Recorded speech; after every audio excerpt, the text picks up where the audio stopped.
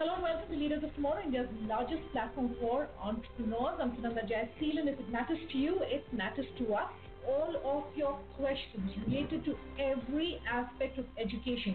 If you, as a student, have any questions for our experts, this is the show where you get them answered. Today, we're continuing to take in all of your questions live here on the show. Let's dive right in and introduce our experts tonight. First up, Ankur Warikoo, founder Nearby.com. We also have Akshay Chaturvedi, founder CEO, Leverage Edu.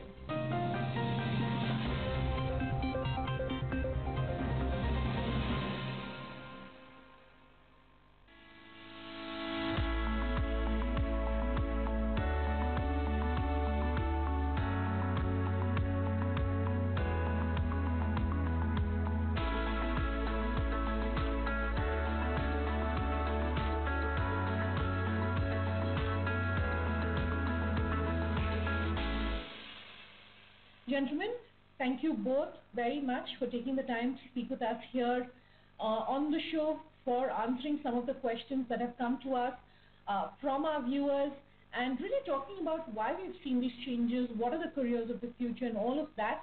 Before we go any further, though, I really want to understand from you, Ankur, maybe I could come to you first. What have perhaps been the biggest changes that we've seen thanks to the pandemic? Everyone is saying yes, digital, more small businesses, because we're speaking with SMEs, MSMEs, and startups. So even your traditional businesses perhaps have moved more and more to becoming tech or digital first. But beyond just that, what perhaps have been the one or two big changes that you've seen that you want to sort of, as a trend, flag off for us as we start? Firstly, thanks, Sunanda, for having me. I think this is a very pertinent question because the world's changing so rapidly, and it has in the last 1.5 years. Since we're focused on education, I think that the biggest beneficiary, and Akshay will testify to that, have been students, because perhaps for the first time they've realized that technology is such a massive enabler where they're not limited geographically to the instructors that they were used to in the past. There is no definition of a school or a college anymore. The world's their playground. If I want to study chemistry, I can study it from the best professor of chemistry in the world.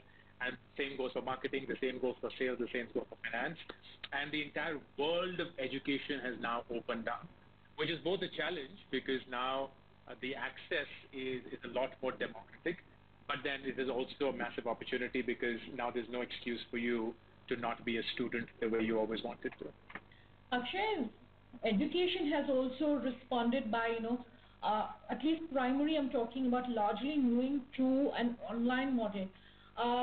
Just give us talk to us about your company, your business, just an introduction for our viewers, and also sitting where you are, what have been the biggest changes that education has seen in the past year and a half? Sure. So first of all, thank you so much for having me and Leverage Edu on your show. I think I can recall two big things, two big changes, two big trends that have happened in the last 2.5 years.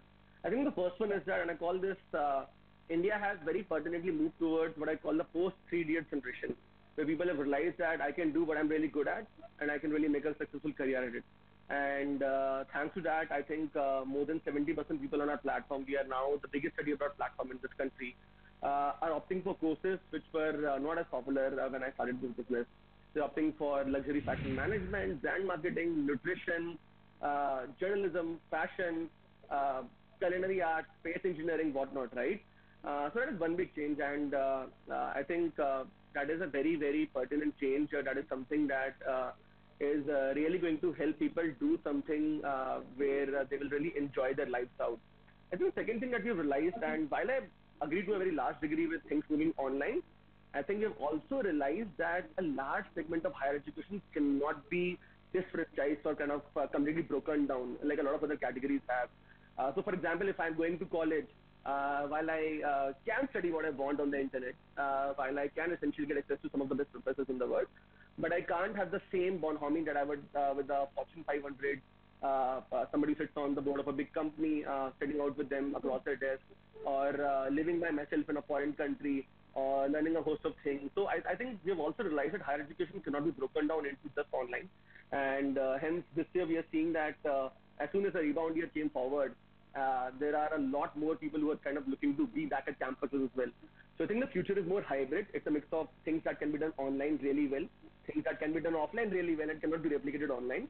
And I think that's going to kind of make higher education really exciting in the coming few years. All right, with that as an introduction, let's dive right in, listening to all of the viewer queries which are coming to us. The first one, I understand, is a soundbite coming to us from Niharika Soni. Hi, my name is Niharika. I just wanted to know the overall procedure of a student loan. What are the interest rate charged and how is the student supposed to pay the loan back within the given time period? Thank you. Akshay, do you want to take this one on? Sure. That's a very interesting question. I myself took an education loan for my MBA when I went to ISB about 7 years back. And I think it's interesting to be doing this with Ankur because he was a big reason why I went to ISB all those years back. And I've had the fortune of telling this to him in person. But just coming back to the question, I think you need a couple of things to take care of your academic documents starting from class 10. Your test scores, you could have given GMAT, GRE, SAT, IELTS, PT, TOEFL, all of these, your passport, your Aadhaar and PAN, and in most cases you would also have had a co-signer. So you need the co-signer's documents, you need the co-signer's financial documents, and of course you need your offer letter which you got from the university. Generally in India you get education loans between the interest rates of 9 to 13%, and you generally require a co-signer or a property that you're mortgaging against it. There are three ways to repay it. One is, of course, you start an EMI right away as soon as you take the loan, as soon as it kind of gets disbursed. Second is you pay a simple interest till the time you kind of are doing your studies. You pay a simple interest and then essentially you start paying a principal plus interest as soon as you kind of get into a job. And the other is essentially you pay a partial interest. So that depends on how kind the bank which is lending the education loan to you really is. And so you can essentially give a partial interest much further up and then essentially get into an EMI of your choice as you move forward post your studies and you get a job. Another important thing to note here is that a lot of students these days, I think in the last 3 years, opt for kind of foreclosing their education loan in the first 3 to 5 months. So for example, if I'm an Indian student who's going to the US and saying that, hey, I took a loan for 11% and tomorrow another bank in the US is giving me the same loan at 3%, so I can close off this account. And after 3 months of disbursement, and then I can essentially take another loan, refinance my education loan at about 3 to 5%, which is the standard operating rate in the West. So I think a lot of people are doing that as well. And education loan as a category is also kind of completely redoing itself at the moment. Okay. Niharika, that's a very detailed answer, and I trust that answers your query. We do get a lot of questions as far as taking student loans are concerned. So this is going to be of relevance to everyone who's wondering, should you not, and how do you go about taking a loan. Let's jump right in and take in our next question. This is coming to us on Twitter. Sonu Singh says, she's 18. Is there really a career which can be made out of options like social media influencers, etc.? My mentors and parents say these are not really viable options. However, a lot of my peers are seriously considering these career paths and options. What do you recommend? Ankur, to you first. We are going to be in conversation with Bhuvan Bham, India's largest YouTuber, and he says, yes, there's money to be made. You need to keep at it, but that's like any other career. What would you have to say to Sonu? I'd say the same thing, and if it's coming from Bhuvan, who has been so successful at it, you have to take it at the value that he brings in. Look, there are two sides to it. One is the side of your parents and their generation, and you have to understand that it's reasonable on their behalf to be somewhat skeptical of it because they did not grow up in the world that we are growing up in, or you are growing up in, Sonu, where access to internet, access to the entire social media platform is just so real and so fundamental to your existence. So please understand that they want the same things for your life that you want for yours. They may have a different path suggested to get to that point, but it's not that they want different things from you. Having said that, just as Bhuvan also mentioned, the journey for cracking a hobby and converting it into a profession is intensely hard, and it will never get easy, whether it is becoming a doctor, an engineer, or a social media influencer. It looks fancy and glamorous. It's like how most likely your parents were enamored by becoming Amitabh Bachchan and Sridevi in their days because that was the aspiration and the glamour. And today it would be becoming a Lily Singh or someone like Bhuvan.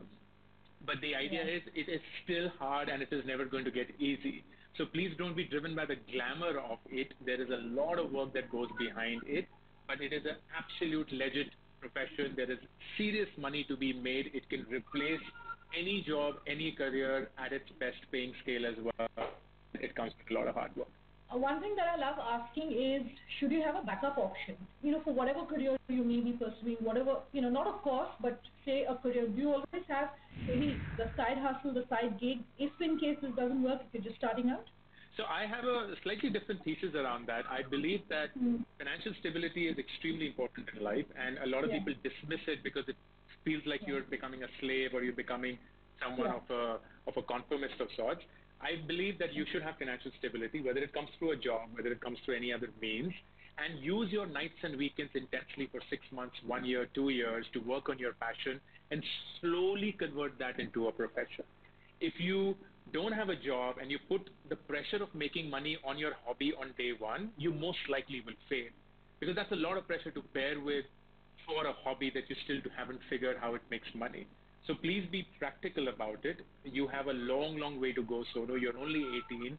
I would say you join college, and the next 4, 3, 5 years, whatever that duration is going to be on college, take your classes, just pay the minimum attention that your parents would want you to and you would have to, and then devote all your time to just exploring all possible opportunities, social media influencing being one of them. At the end of 4 years, you will have a plan. I have to take a quick commercial break on that note. We're back in just a moment.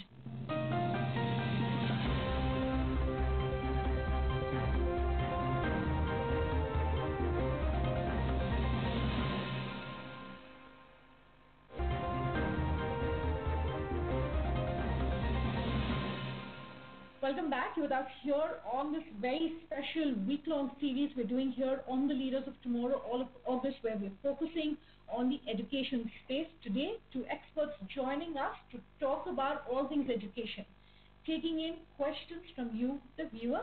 Let's go back and listen to what our experts are saying.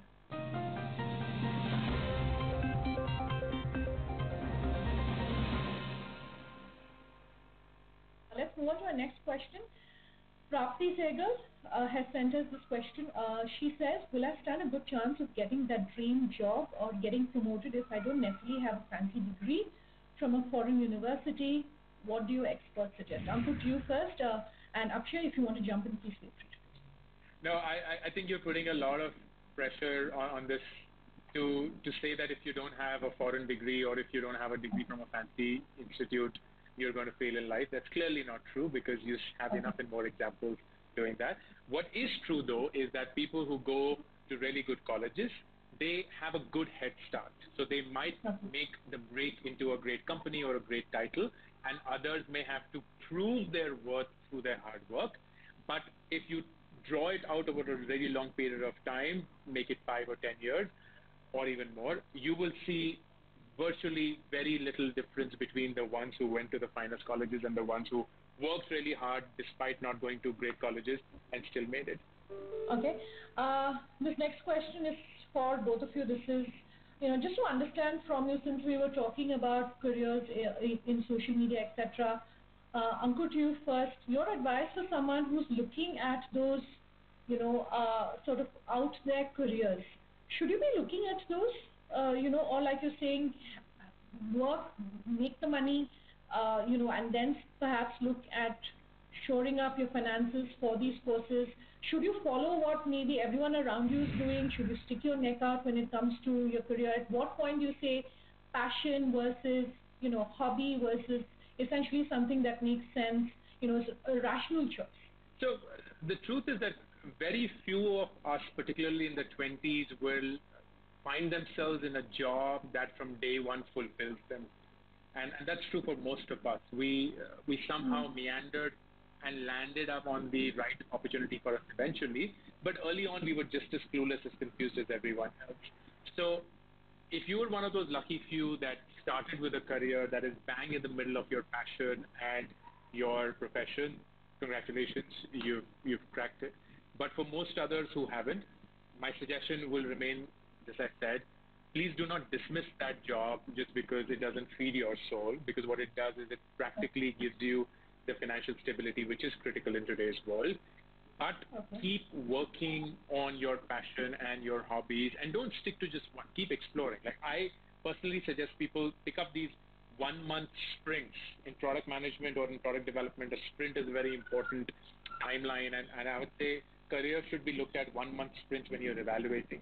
So for a month, become a student of a new career option. Let's say social media influencing.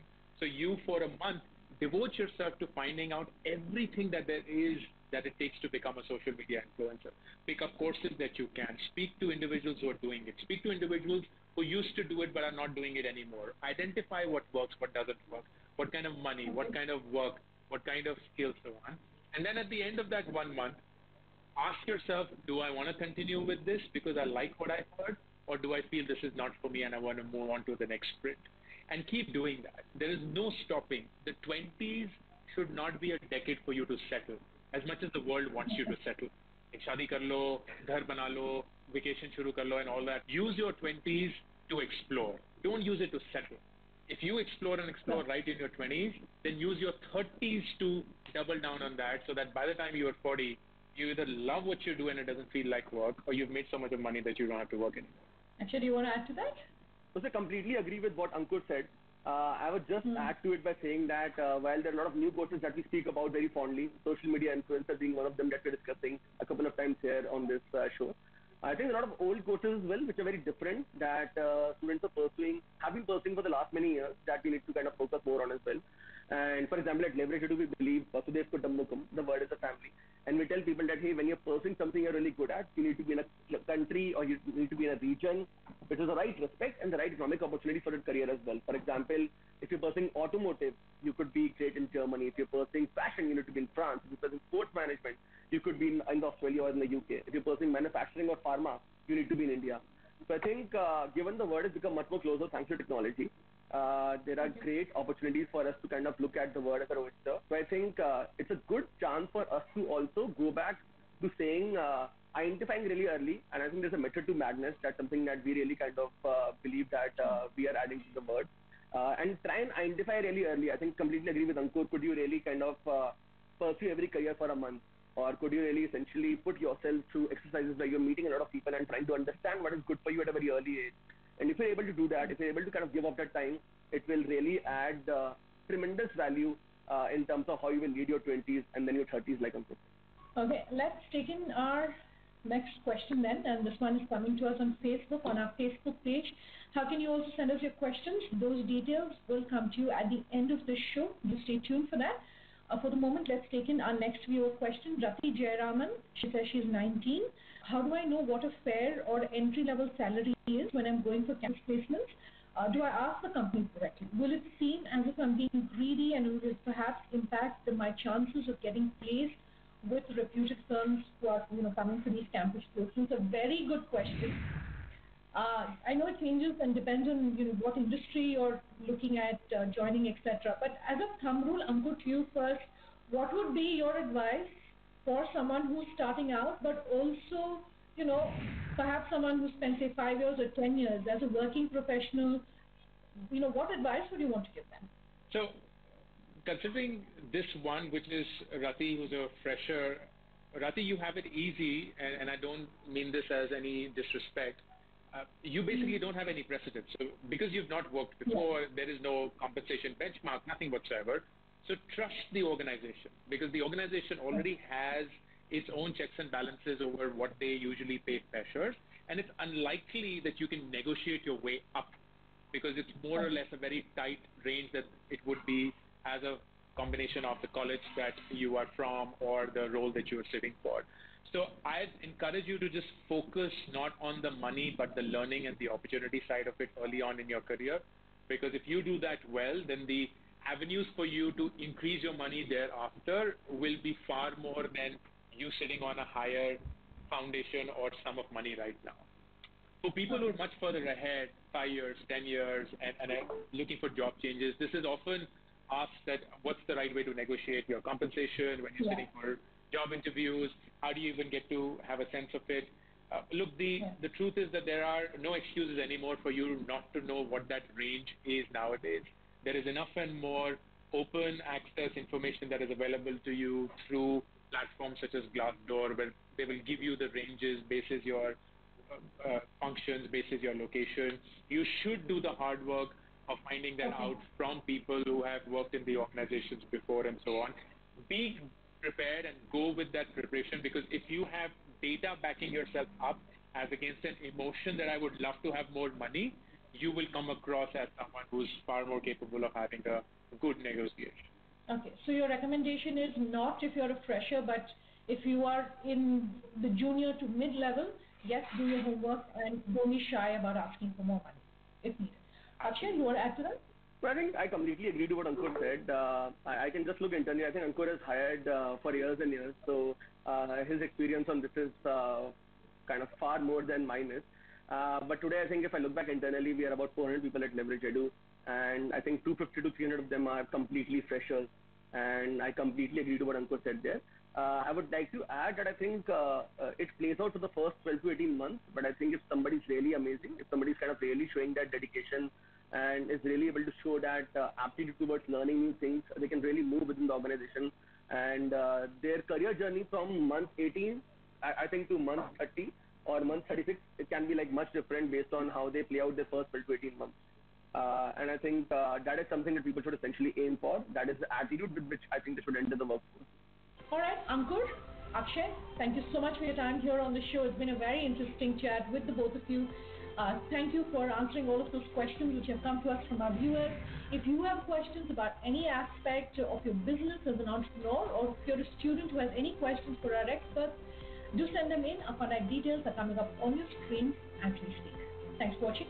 Have a good night.